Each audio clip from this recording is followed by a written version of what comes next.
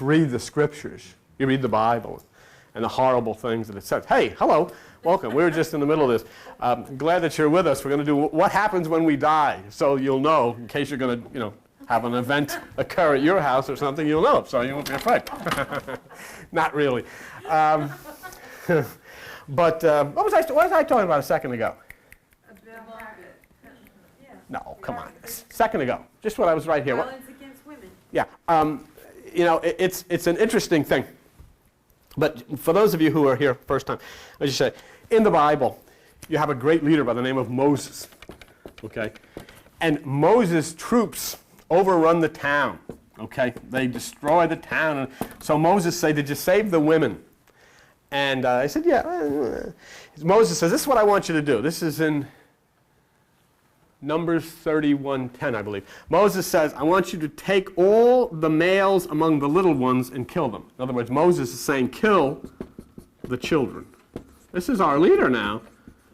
This isn't the bad guy. This isn't Herod. This is the good guy. Kill the children. Then Moses says, "And I want you to take all the women who are not virgins and kill them." I would say that's violence. I'd say that's abuse. Then he says, "The virgins you can keep for yourself. Take them home. Have fun." But Moses said one other thing, and this is important. After you have affairs with them and you want to throw them out, you can throw them out, but don't sell them because they're used. It's in the Bible. It's God's holy word from God's chosen people, God's leaders. And the funny thing is they take the book up and say, "Let's get this in the public school. You want your kids reading that?" Now, the important thing to understand is that all of this is allegorical. It does not mean what it says in the words because they have deep spiritual meanings. But that's what it says. And when you take these things literally, you then set upon saying, wow, maybe we're beginning to understand why we have this violence and degrading of women, because it's been part of our basis of life and the foundation of our life. It's what we teach children, it's what we teach in schools and Sunday schools and churches. So that kind of stuff shouldn't be taught in schools, and it really shouldn't be taught in church either.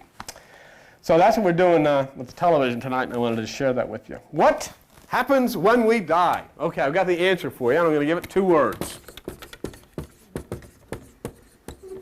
Who knows?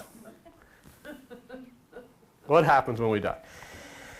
But we're going to look at the writings of some ancient mystics who were not afraid to talk about such things, Because the one thing is important for us all to do is to grow up, And in order to grow up, it means we kind of have to abandon religion to a certain extent, because we're going to want to look scientifically. What is the makeup of a human being? What's a human being made out of? There are no spirits in your head. There are no gods in your head. There's electrical energy inside. The brain is made of all different kinds of stuff, and electrical circuitries go through there. And simply what was given to you in the ancient scriptures was how to run the equipment. So in order to allegorically show you how to run the equipment, all types of names and phrases were used. And the Bible itself says, Psalm 78:2, God speaks in parables. It's symbolic. Proverbs 1:6, wisdom is understanding dark sayings. It's symbolic. You say, what are dark sayings? Let's go shoot the bull is a dark saying.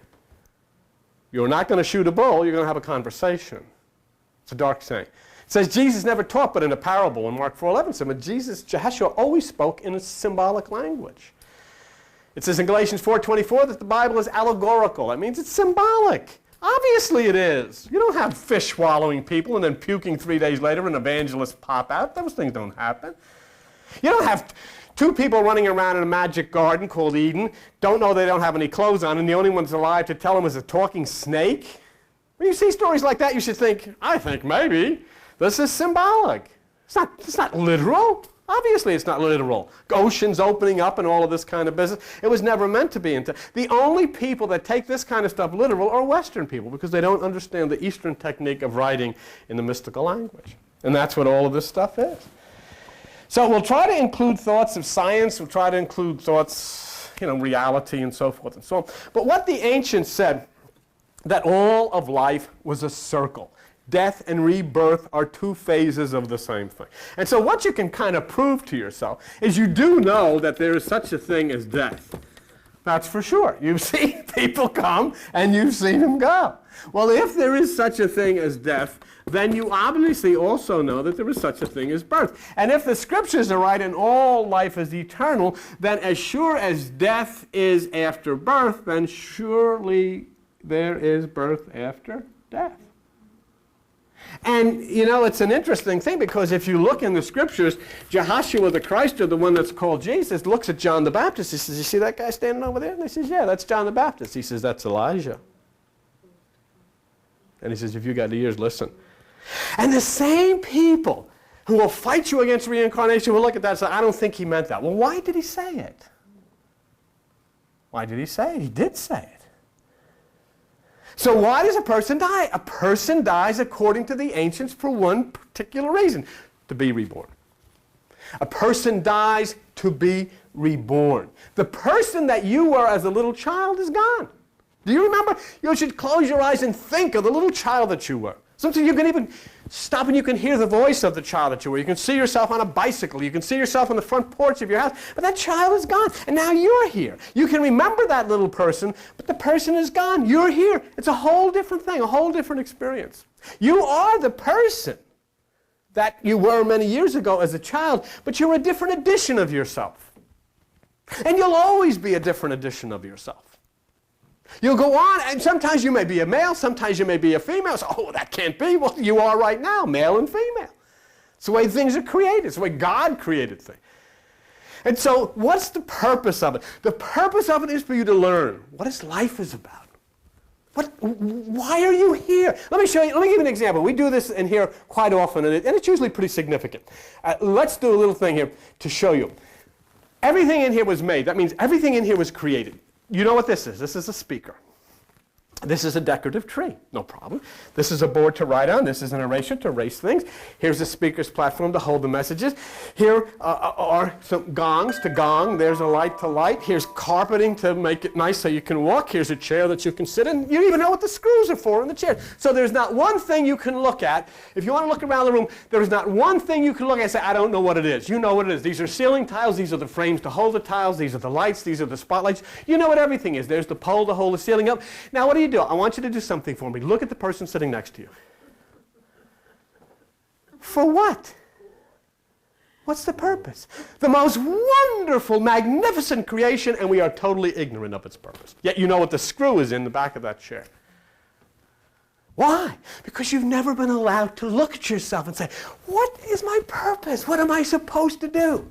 And so since nobody's been allowed to look at themselves and determine what we're supposed to do, we've gone around this earth literally destroying it, butchering it, ecologically destroying it, destroying the animals, brutalizing children, brutalizing one another.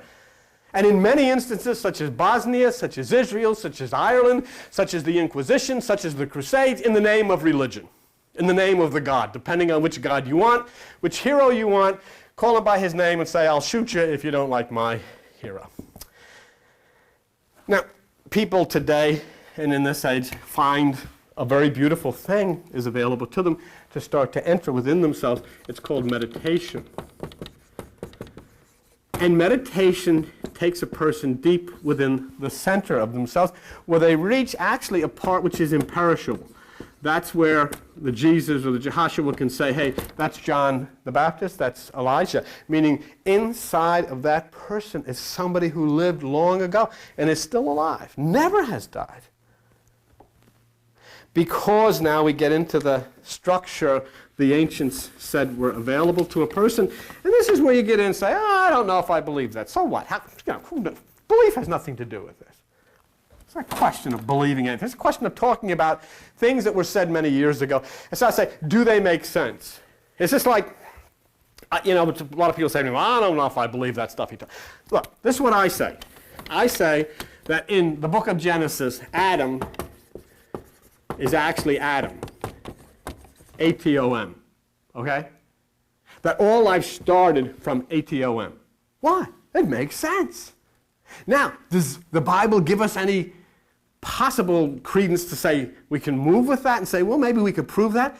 Well, let me say, if you take an electron from an atom called fission, you multiply the energy.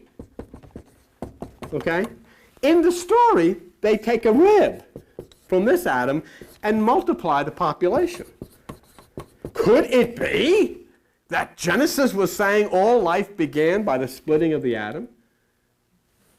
Certainly. Took out an electron, took out a rib. And after all, if you wanted to define the scientific principle of the atom in an allegorical way, what would you call it? Atom. But you know, people can't deal with this because it makes sense. It's scientifically accurate. And so then, if you get to that point, say, it would be much better, we don't want to lose our religion, we don't want to lose our faith, so we'll just go believing that God ripped a rib out of this guy and made this woman sitting over here. That makes sense to me. You know it doesn't. Somebody's got to be allowed to say, hey, come on, let's, I'm out of Sunday school, it's grown up, let's talk, let's say, what really happened? And there's evidence. So you take a person, and this is what the ancients said made up a person, you. You have a higher part, or a higher consciousness, if you would, and you have what is in their spirit, which is mental and astral. Okay? Then you have a lower part, which is the part you're familiar with, the part that you live in every day. You have mental, you know about that, and you have astral. A lot of you don't know about that. We'll cover that in a minute, but you have that. So there's two parts.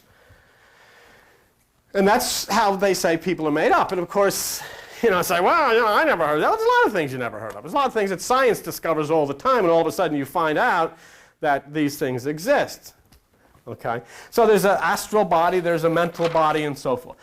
So what they said is that when the physical body dies, consciousness recedes to the center. But it can be held for a period of time in what is called the mental astral plane. This is a very interesting thing that happens all the time, and people will never contend with it or agree with it until somebody they love dies. I can talk my head off about life continuing in the mental and astral plane after a physical body dies. A person doesn't want to hear anything about it. Oh, you're some kind of a nut. But when somebody is lying in a coffin and I go to a funeral parlor and sit down with somebody and tell them about this thing that God has given so that love doesn't just split, it becomes very beautiful. What you will find will happen that are people that are open to this. If you lose a loved one has died, if you are open to this, you will feel the presence of that person in your house. It happens every single time, except by those people who are turned off by ministers and priests and religionists who say, oh, no, get away from that stuff. Go bowling, take your mind off of it, or some nonsense like that. And here is what is a God-given thing, given to the person who has died, the ability to communicate its presence. All is well. You'll feel it every single time if you're open to it. And I have never found a person that once they were aware of it didn't say to me, yes, I did. I felt so-and-so's presence. And the reason that is because as a human being, I'm not a very good artist. In fact, I am the worst. But as a human being, legs go here. Okay. You have a body. But in addition, you have what is called the etheric body. E-T-H-E-R-I-C. And it is exactly the same as a human body, but it is subtler, like that. And that's the etheric body. And when the physical body dies, that etheric body lingers in what they call the astral body, and that will communicate this love and the presence to you if you're open to it. It doesn't mean you change your religion. It doesn't mean you're a cult. It doesn't mean that. It simply means that you're beginning to learn the electromagnetic fields and the fact that these things will stay with you. They will stay at the place of their love until finally it diminishes and it leaves. And it's nothing strange at all. It happened even with animals. I remember when Flower, our dog, died, hearing footprints outside the door. And I looked, and the other two dogs were sleeping. I said, my God, what's, Well, so then I realized what this is. It's the astral body. And the astral body will seek the place it loves until it dissipates. Then it goes. It's God's way of not yanking something you love away from you instantly without saying, hey, it's okay. It's okay. I'm fine. Don't worry. You'll feel that if you're sure you cry, sure you feel sadness, but it's there, and it's God's beautiful way. And the only thing is religion classifies it as a cult, and so when it happens, they say, and this happened to a lady who I knew whose son was 21 years old, and she was feeling his presence in the house and came to me.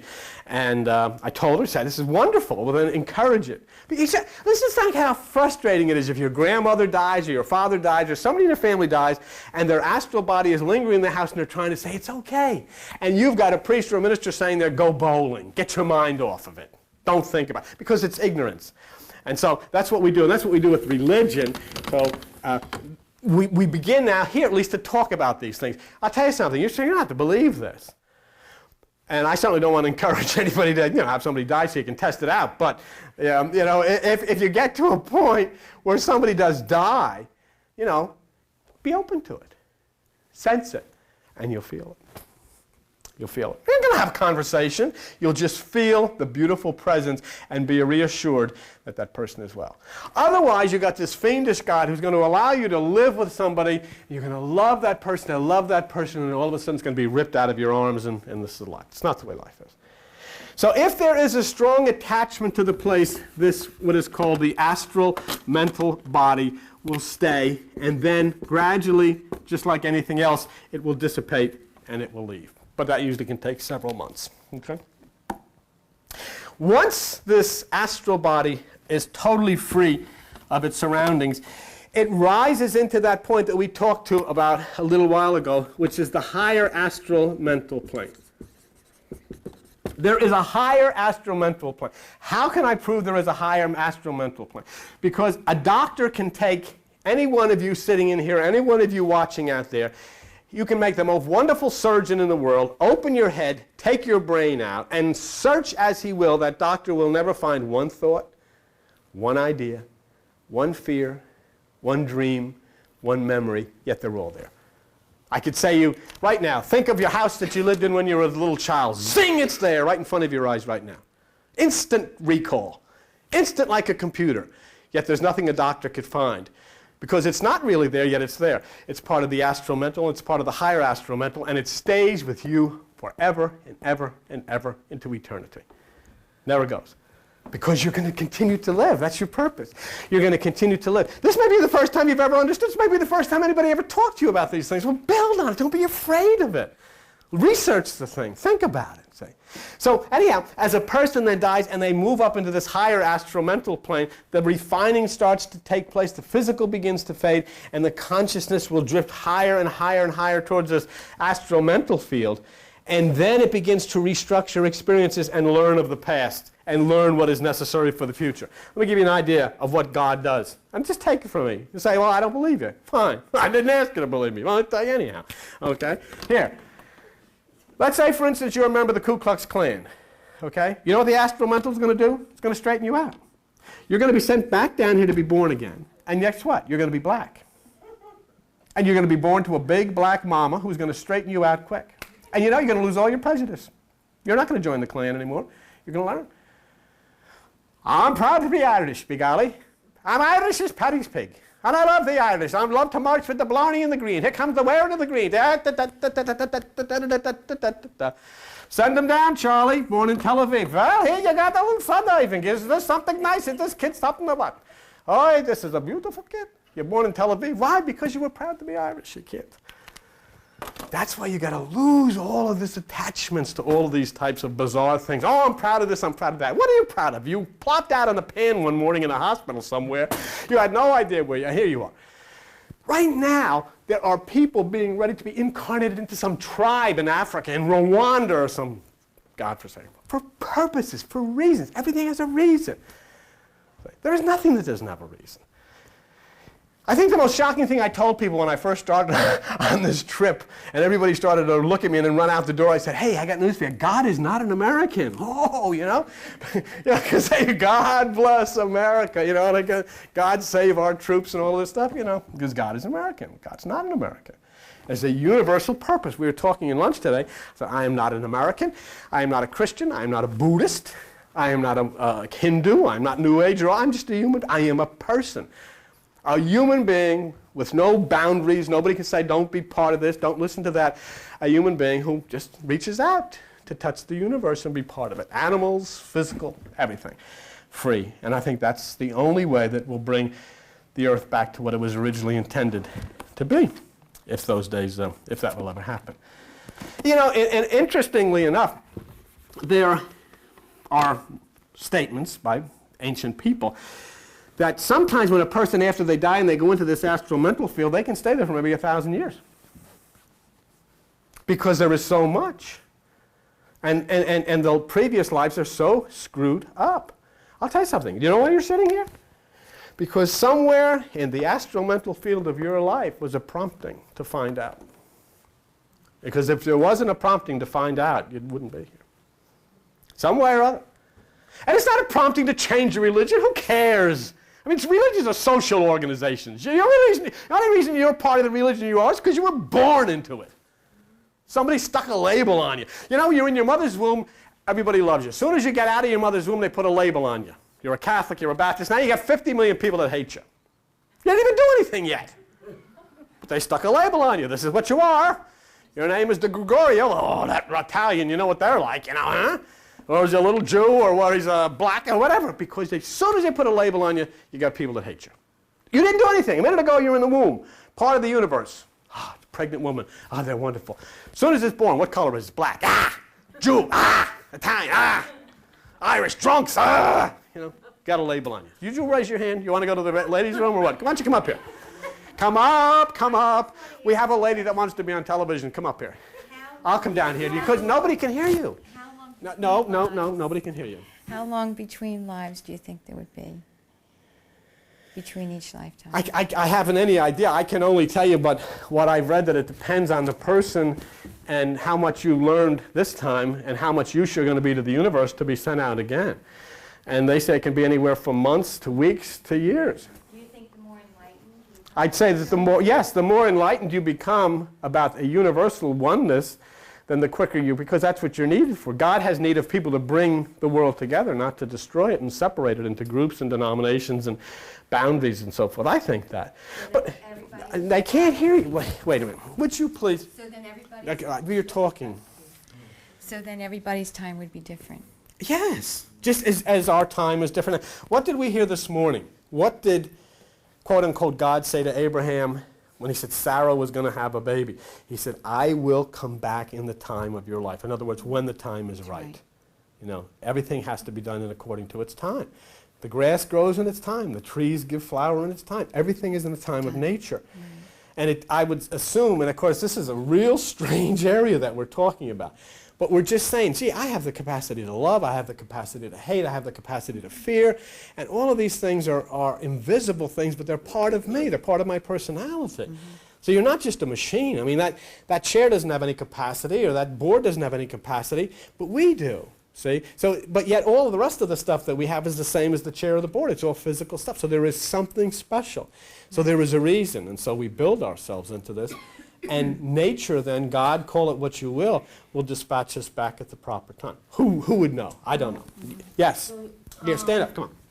I read, though, too, that if you haven't done things really so hot in this lifetime, that you come back very, very rapidly because the lessons can only be learned on this side of the veil. Okay. You grow spiritually and esoterically on the other side of the veil, but your lessons are on this side. Okay. Good. Right. Well, that could be. I mean, you know, it's all right with me. I have no idea. But you see, the point is, and what is healthy is, for the first time, start talking about it. Start to understand that there is such a thing, you know. There is no purpose of a person being born to die and go to heaven. And Jehoshua the Christ, Jesus, said that's wrong, because he says God is a God of the living, not of the dead. So in other words, people that are alive. And I have no problem with religion that says you live eternally. The difference between me and religion is I say, you live here. They say you go on to another planet. Why? I mean, why would you go to another planet? You live right here. So, oh, it's pretty. This is the most gorgeous planet in the universe. There is nothing that we can see in any telescope and anywhere in the universe that is as beautiful as this planet. This could be the planet heaven. Do you know what keeps this planet from being the planet heaven? Our thoughts. Our thoughts. They're violent. And that's what has to be changed. We have to learn. We have to renew the mind. But anyhow, so let us address the fact here and ask the question, what is death? Dun, dun, dun. What is death? The final withdrawal of consciousness from its outermost form, the human body. Good. Good answer. The withdrawal of consciousness from the human body, from the outermost form. And scientists here, physiologists, can help me if I say anything wrong, which, of course, I never do. But yeah. Tissues decompose. Organic material begins to disintegrate. It disintegrates into chemical elements. Molecules set off on different courses. Atoms fly apart, and the whole thing is gone. But you know, all of those things that are part of you seek other lives. They don't just, you died, Jack, or you. We're going. You know? The things don't die. They go and they just seek other life forms. The molecules go, the atoms go, everything keeps living. So then there is no such thing as that, because the body that you have does not die. It just decomposes and it goes into other organic matter and other form, very much alive. But that part that is you, this is what we're talking about. The thing that we want to talk about is that which is the real you, the ideals, the beliefs, and so forth. See? What can we really know about that happens after death? The only place that you can even pick up a book and study it, because religion doesn't want to talk about it because they haven't the slightest idea. What they say is you go up to a gate, some guy named Peter from England is sitting at this gate. I always get a kick out of the Bible, Peter, Paul, and Mary. You know, here's Palestine. Can you imagine a place like Palestine? Jerusalem, yeah? Here's the Bible. You know who the Bible says lived there? Nathaniel, Bartholomew, Philip, Matthew, Peter, Paul, and Mary. I mean, you write, this is impossible. There's nobody by that name in those places. And we all believe it. We get up saying it. You know, oh, John. You know what his name was? Awanas. And even that is, it was Greek. So there was nobody named John living in those places. That's blessed to us. I would guarantee anybody, I give $1,000 from this church. We have $1,000. Give $1,000 to this church. Anybody can find anybody born in Palestine who is by the name of John, Peter, Paul, and Mary, Nathaniel, Bartholomew, Philip, and all of this treasure. It's ridiculous. But you know what it is? We had to make it Western. We even got Adam and Eve in the primordial forest, two English people running around with no clothes on. The snake comes up and says, "What's that you got there? Oh, you don't have any shorts on, you rascal, you." And God comes and says, "Who told you you were naked?" "The snake told me." I say, "Well, that sounds right to me. Hallelujah, I'm going to church." Is this right or not? Is it true? True. It's true. That's the unfortunate part. As bizarre as it is, it's true. It's true. We said, "We believe it. Hallelujah. I'm saved." Talking snake told me. Sure he did.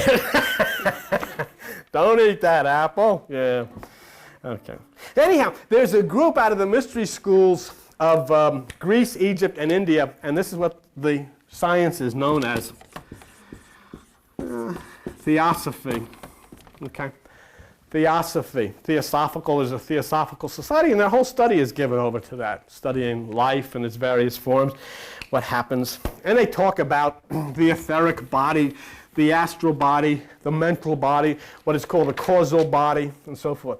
So what happens then as you begin to leave this life? You enter the astral plane through this, what they call etheric double. And remember I showed you before, showed you the body and the outline around it.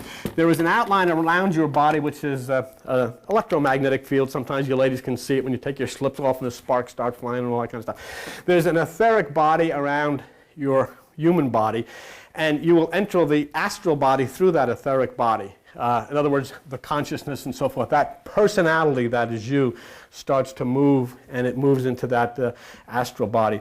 That astral body absorbs what is called prana, and prana is breath. Okay, just like you do. It absorbs prana, which is breath. Has very little density. On occasion, somebody can have an experience where the decibels or the frequency of your brain, for whatever reason, shifts frequency a little bit, and you'll observe this. And then somebody will say, "Gee, I saw something," and we call it a ghost.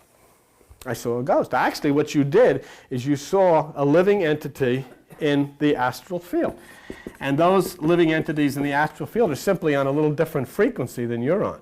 So if you get to that frequency, then indeed you can see somebody. So we don't practice searching for that, but that just happens of itself sometimes. I have a strange feeling that's what UFOs are. I have no way to prove that, but I've always felt that UFOs, since they're not tracked coming from outer space by radar, are not really entities of outer space, but entities of inner space. Because, you figure, if I'm on channel 2 and I switch the knob, I get to channel 7, I'm going to see a whole different picture than what I was looking at on channel 2. Well, if you operate in, say, 26 decibels at the, what's the 4 phases of the mind that we talk about? Beta. If you're operating in beta at 26 cycles per second, now what happens if you move off of that 26 cycles per second? You might go up into 28 cycles per second. You might go somewhere then where you're in a different frequency and you see things that you can't see at this range. It's all the same. I mean, if a television works that way, a radio works that way, your mind is an electrical machine that works something exactly the same way. Anyhow, that's just a thought. We get to the astral body. The body we talked about can linger there for a while after the death experience. The movement is then from the astral to the mental. And this is where a lot of what you're talking about goes on. The restructuring for the new existence, the restructuring for the new experience. There, also, people who spend a lot of time in the meditative state will spend a lot of time in the mental state after they leave the physical body. Okay. And it's here that they benefit from the experiences of the past and get ready to go on and tackle the things of the future. And that's why, you inquire. That's why you inquire now. And that's what's so dangerous about religion. That's why I'm so frightened by religion, because it doesn't ask people to inquire, to ask and to say, well, maybe you're wrong about this, This may, what you're telling us may not be correct. I've got to find out. You're grown people, and that's what you've got to do. So you start to feel these seeds that go through into the mental area. You come to life. You're given birth, and then all that you need because of your experience in that mental area beyond this veil is the teacher. As soon as the teacher comes along, you hear it, bang, your instinct will cause you to jump just like that. Just like that. This stuff will start making sense to you because it's been in your spirit, it's been in that activity of your mind. You're looking for this. Another person will run out of here. There are people that wouldn't come in this building scared to death. They think there's cats get sacrificed, don't drink the water, all of this kind of stuff. I mean, they really do, because the culture that we live in totally exists on what somebody else says. It's not true. And that doesn't make any difference. That's what they said. Somebody said it, so it must be true. But when you get beyond that point, when you get mature enough that you get to say, well, gee, I think that when we start to think differently, maybe that's positive. Well, then the teacher will come along, and all of a sudden, bing, your instinct will cause you to jump right at it. See? And according to the ancients, death is not a frightening experience, because one of the joys of life is becoming physically unconscious at regular intervals, and that's sleeping. What do you do? Well, people do all the time. I can't wait to go to sleep. Say, what are you going to do this weekend? I'm going to sleep. And what you're saying is, I'm going to die. Deliberately, I'm going to die. I am going to leave consciousness. I am going to jump out of the body, and that's exactly what happened. But of course, you don't really go to sleep, because you jump into these weird celestial types of things that happen, wild stuff goes on. I usually have airplanes chasing me. I'm running across them, and yeah, airplanes are always chasing me. And you remember, in my experience, it's always been these double-winged airplanes. The old kind of airplanes? And they're usually coming down, and I'm running. Oh, my God, here comes up over the hill. And his dreams out. So Joan and I were staying, do you remember this? We're staying in a little motel in Delaware some years ago. And I had one of these dreams. So Joan's getting ready, and I was just sitting there looking out the window, and I hear, all of a sudden over the horizon, here comes this two-wing plane diving right towards the motel. I couldn't believe it. And he goes, and do you remember I told you about that? So, you never know. Why is that plane changing? But that's what goes on. Because your mind, that real personality of you experiences things. Let me ask you a question. If you dreamed 50% of the time and were awake 50% of the time, which would be the dream? It's true, you never know. Which would be the dream? I have some experiences are pretty neat. Some of them are very sexy. Some of them are very bizarre. You know, I'm all over them. All of these things go on, and they're real things.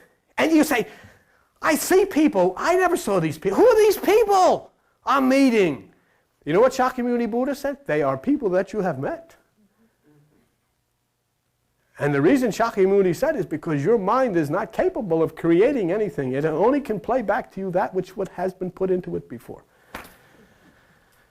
From a previous existence, the tape machine starts running and you see all of these people that you know. Because your mind is not capable. You can't take any computer in the world, it can create nothing. It can only give back what's put into it. Your mind is a magnificent computer. And when you go to sleep and you dream and you are with some bizarre people, they're your old friends. No wonder you got out of there. All right. But why do we sleep? Why do we die in that sleep? Because you want to wake to renewal. So death, according to the ancients, is a large cycle of awakening, a renewal. But how are you ever going to possibly come to grips with something that happens to everybody, is a positive, wonderful thing because it's going to set you free? You know what I love to do with people? You go into whenever, they don't ask me to do that many funerals. But whenever they ask me to do a funeral, I get a kick out of it because I always say to Joan, you know what? Look at all these people. Half of these people are buried here. And they're all standing there. The guy selling flowers is buried right over there because they're all back again. There's no dead bodies, no dead people in the cemetery, just dead bodies. I mean, they don't take, when they take your car to the junkyard, they don't take you with it, obviously. But how can, people come and put flowers for what? They should get all of those cemeteries, level them, and make playgrounds for them. Because, those people that are there are all alive. My mother, I believe, is about probably 5 or 6 years old somewhere, starting her life anew, afresh, learning. Because she wasn't really into that too much this time. Maybe she'll be into it next time. Who knows? But you're never going to be able to come to grips with this and to be at peace with anything like this if you study religion that says there is a God who's going to send people into a fiery pit and stick them with pitchforks, and there is a fire and a hell and demons and all of this stuff. Then you're never going to be able to be free and to understand. It's impossible. And what I have to do then is refute all that stuff and say that's nonsense. Because the God who creates the rose and the God who creates nature doesn't hurt people and doesn't do things like that. It's like when you have a dream. When you dream, the place you go is the exact same place you go when you die.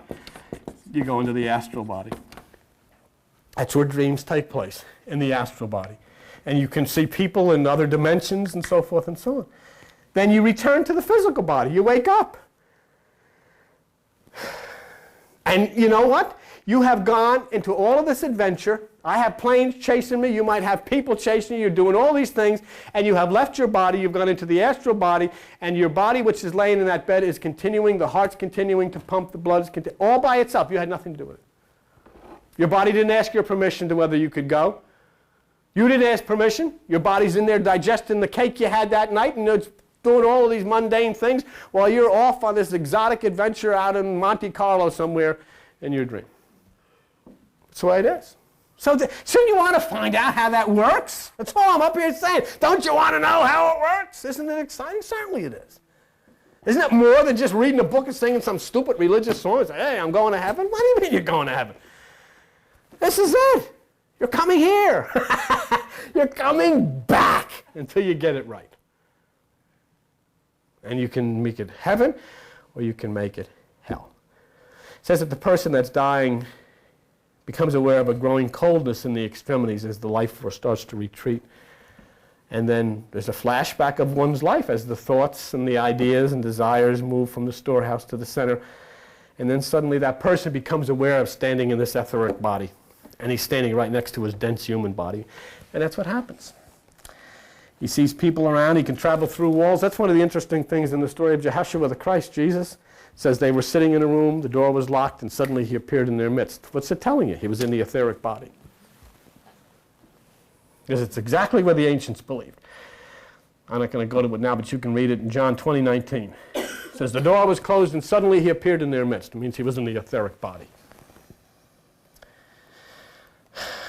And the unfortunate part is where we have loved ones who try to communicate with us, and because of the superstitions of our religions, we say, oh, no, no, no, I'm not getting involved in that.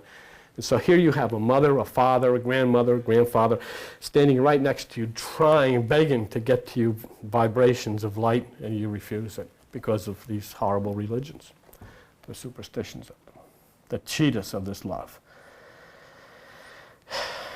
And then it says, the ancients believe that finally the silver cord breaks, the flow of prana through the etheric body ceases, and you move on into your new life. There's I don't know if you got a Bible there. I'm done, so I won't be keeping you any longer. But there's on Ecclesiastes chapter 12, page 573. If you want to, if you don't want it, let me read it for you. I thought it was interesting about the silver cord when I read what the ancients said in Ecclesiastes chapter 12 and verse 6. It says, also when they shall be afraid of that which is high, and fears shall be in the way, and the almond tree shall flourish, the grasshopper shall be a burden. Because man goes to his long home, and the mourners go about the streets, or ever the silver cord be loosed, or the golden bowl be broken, or the pitcher be broken at the fountain, then shall the dust return to the earth as it was. And the spirit will then go back to God from whence it came. And that's the beautiful part. That's what I'm talking about. Bodies are just bodies. Bodies are no different than chairs or whatever. They break up, they go, you put them away, throw it in the garbage. Well, you don't need that anymore. But you go and you live and you're restored. You've met those that you love. That's a beautiful thing. And the ancients taught that you will have a brief meeting with those that you love before you come back and get on with your life, and they get on with their life. And then you wash away all that selfish, all that is violent, so you can come back and learn. And basically that's why you feel the way you do now, and that's why you're trying so hard to learn. You have lived thousands of times, you have died thousands of times, and you'll live thousands more and die thousands more. And one day, finally, those who come forth will understand what God was trying to do in creating a beautiful place of love, peace, and healing for us, for the animals, for all of nature that we can coexist on. We've got a way to go, but we've made a lot of progress. And I look forward to the continuance of this. And so I haven't answered that many questions, probably haven't answered any questions. It's not my job. My job is not to answer questions, but to stir up ideas, stir up thoughts, to get you to read, research, think about it, and talk about it. Just don't, you talk to the wrong people about it, and they'll say, oh, you must have been listening to that guy with the blue shirt on. I just think the most beautiful thing in the world is the God-given ability to think. And that's why Jehoshua, Jesus, the Christ, said, think, seek, ask, knock.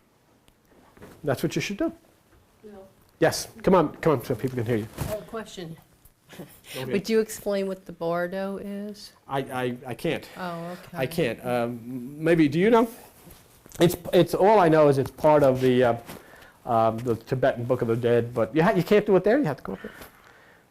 Put your shoes on, Lucy, and head up to the stage. Tell everybody about bardo. I know it's something you put in your car, but that's bardo. In the Tibetan Book of the Dead, bardo is that stage where purging of the life, and that's the experience, that flashback, but it's like processing, like we process here when we experience something. It's the processing of the life after death. It's a transition period between, I guess, when we go into that higher mental plane. In Tibet, it's interesting. The monks pray for the dead. And when a person is dying, one of the things that's very important to them in Tibet is that they have a person close to them, like in the monks, it's the Lama, they would love the Lama, to pray for them. And it's like 40-something days that they pray. And it's sort of like the travel, the soul's travel. And interestingly enough, that's been brought into religion, especially in Catholicism. You hear pray for the poor souls in purgatory or pray for the poor souls. It's originated in Tibet. And it's sort of like that connection that Bill talked about, that the loved ones are here telling us it's okay. But in Tibet, it's sort of like a mutual thing. The living know of the passing, and they're there for the soul also in the physical plane. So it's interesting. Good, thank you very much. That's an interesting thing.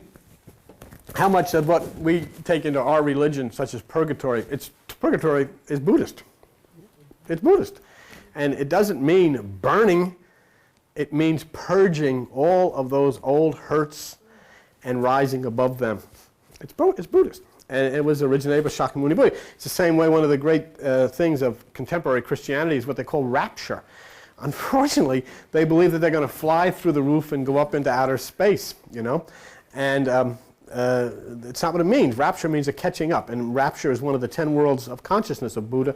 And it means lifting yourself from the lower mind to the higher mind, which is very beautiful, you know.